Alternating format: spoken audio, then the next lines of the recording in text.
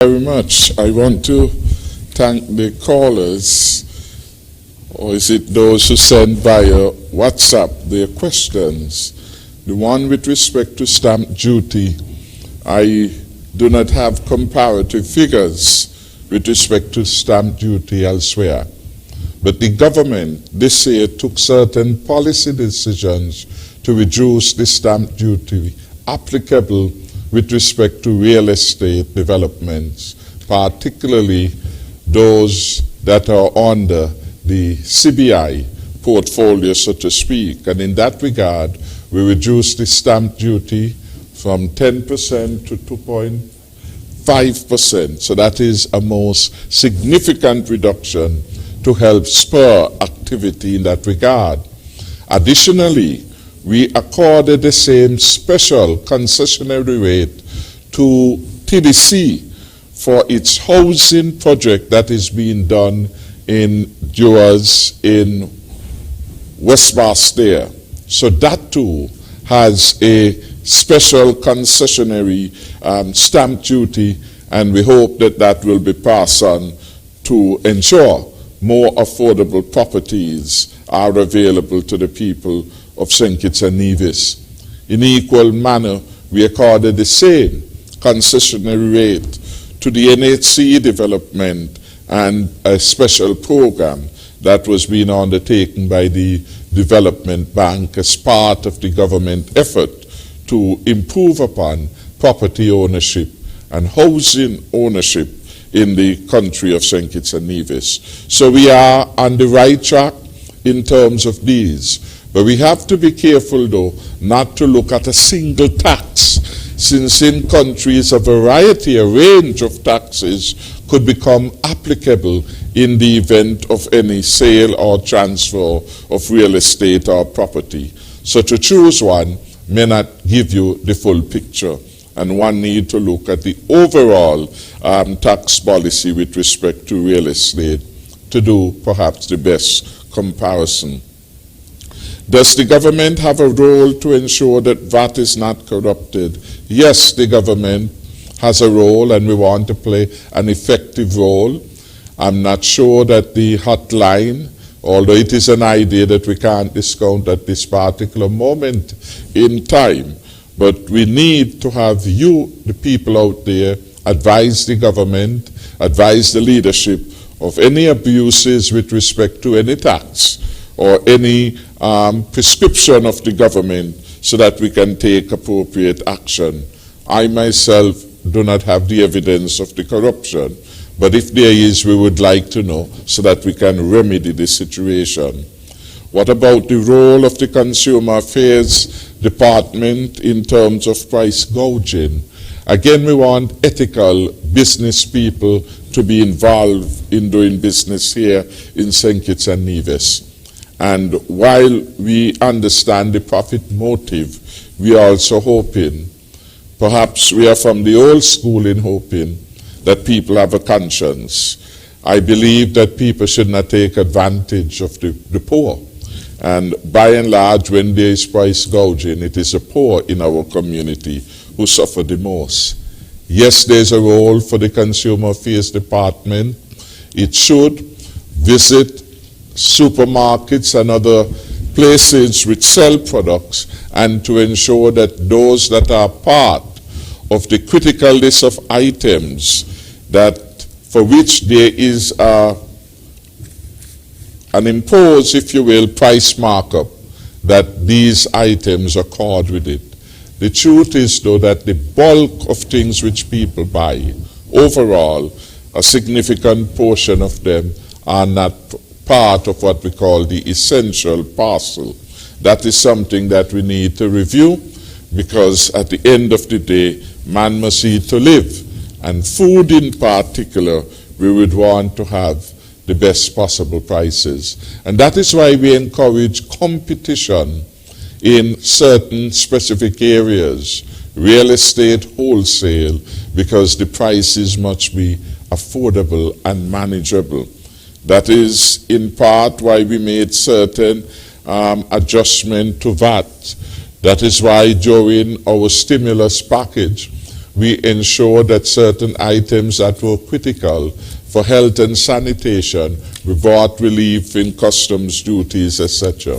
And we would hope that those were passed on fully by those entities that have been involved in the sale or trade of those items as part of the all of society approach.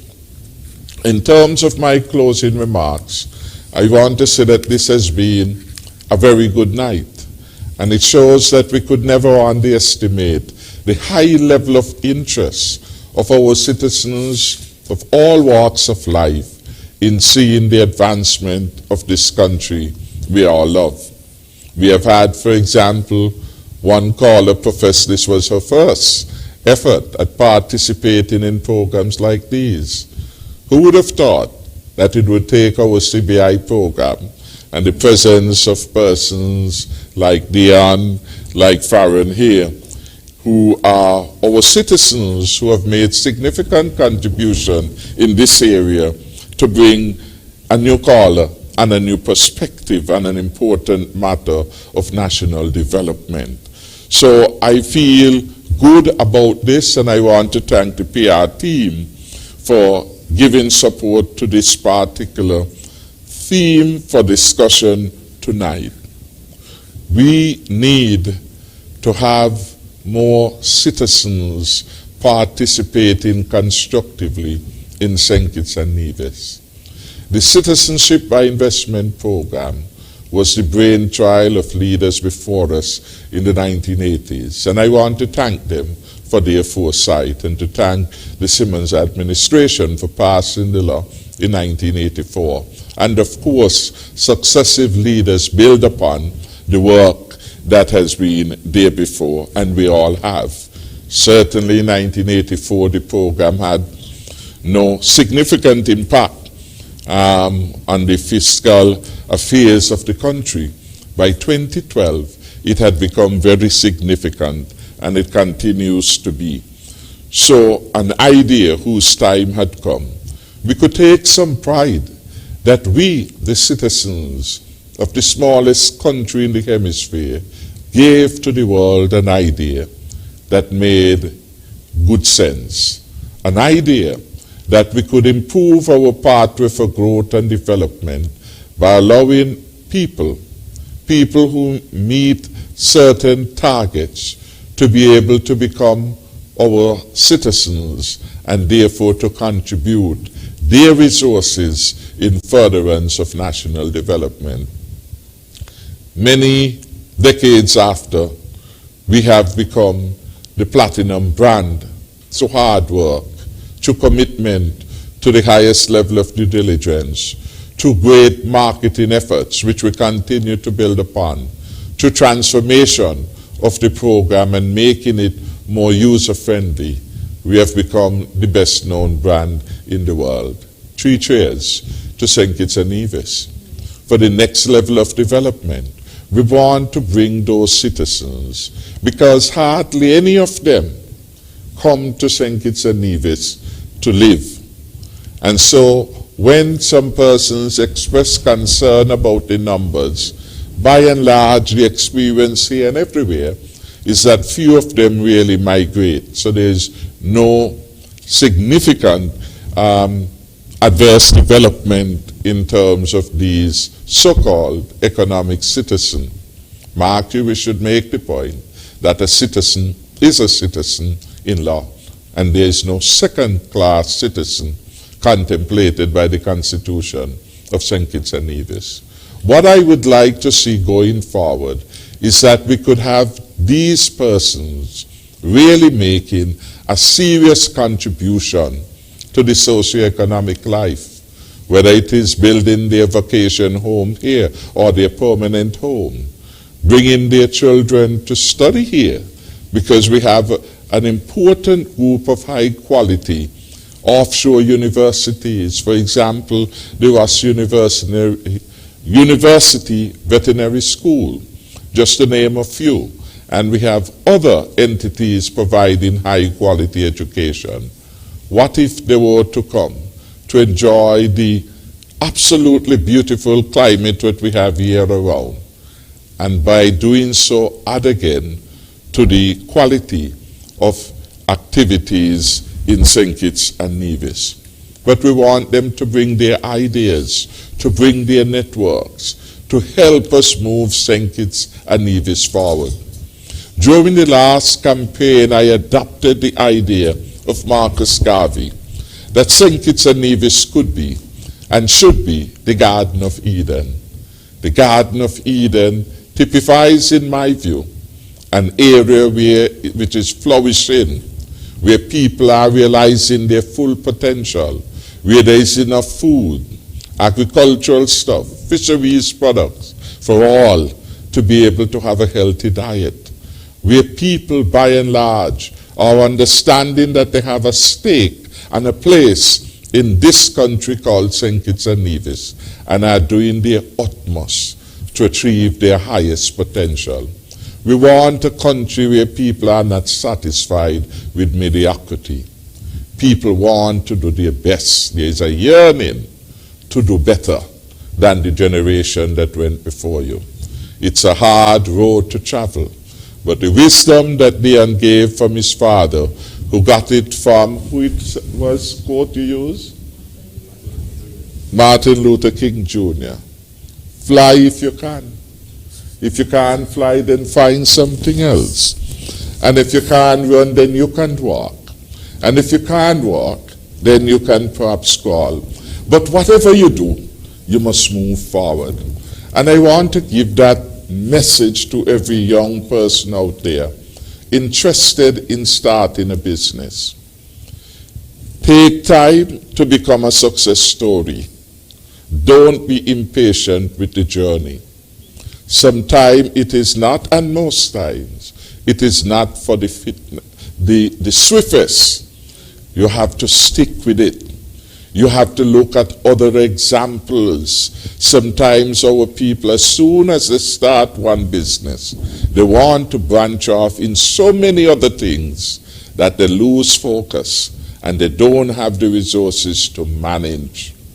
I like to give the story of Rams, how carefully and cautiously Kishu built out the Rams empire, in a manner of speaking.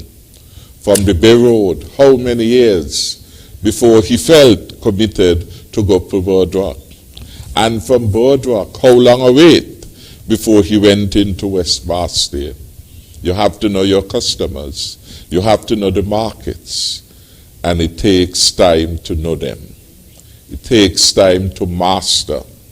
Clearly with technology, a lot of information is available. But at the end of the day, perseverance in business is critical. You will have the fullest support of the government.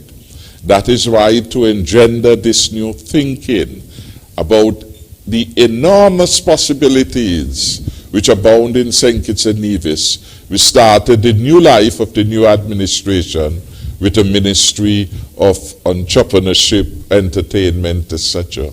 That is one of the key areas in which we can do very well and bring the talent of so many of our young people to the fore. So the government will remain supportive, and we are listening and open to the contribution of all the St. Kitts and Nevis. Finally, it has been a challenge, and yet I accept it as an opportunity for service to the people of St. Kitts and Nevis. No other time in our history have we been faced with a pandemic like what we are now experiencing through COVID-19.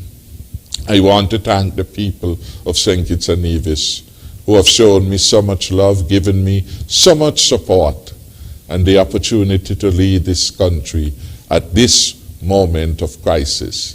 I thank God for all that He has bestowed upon me, and I look forward to continuing excellent service to the people of St. Kitts and Nevis. May God bless our beautiful country, and may He bless all our citizens and residents. I thank you.